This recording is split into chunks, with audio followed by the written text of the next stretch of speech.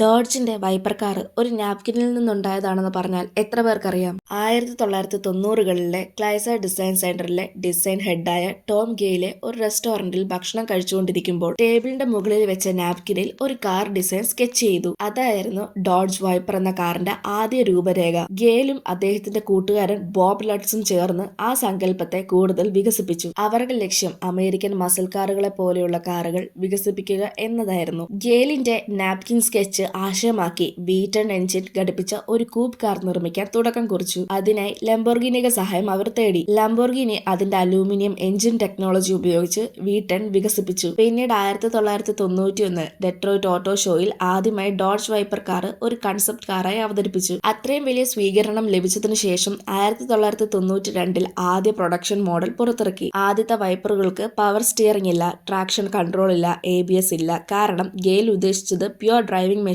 ആയിരുന്നു. ഈ കാറിന് 400 ഹോഴ്സ് പവറും V10 എഞ്ചിനുമാണ് ഉള്ളത്. ഗെയിലിന്റെ ഒരു നാപ്കിൻ സ്കെച്ചിലൂടെ ആരംഭിച്ച യാത്ര അമേരിക്കൻ സൂപ്പർ കാർ ചരിത്രത്തിൽ അതിന്റെ തിളക്കമുള്ള അധ്യായമായി മാറുകയായിരുന്നു. നിങ്ങൾക്ക് ഡോഡ്ജ് കാറുകളിലെ ഏറ്റവും ഇഷ്ടമുള്ള കാർ ഏതാണെന്ന് കമന്റ് ചെയ്യും. ഇതുപോലെയുള്ള കൂടുതൽ വീഡിയോസ് കാണാനായി ചാനൽ സബ്സ്ക്രൈബ് ചെയ്യാനും ഇൻസ്റ്റഗ്രാമിൽ ഫോളോ ചെയ്യാനും മറക്കരുത്.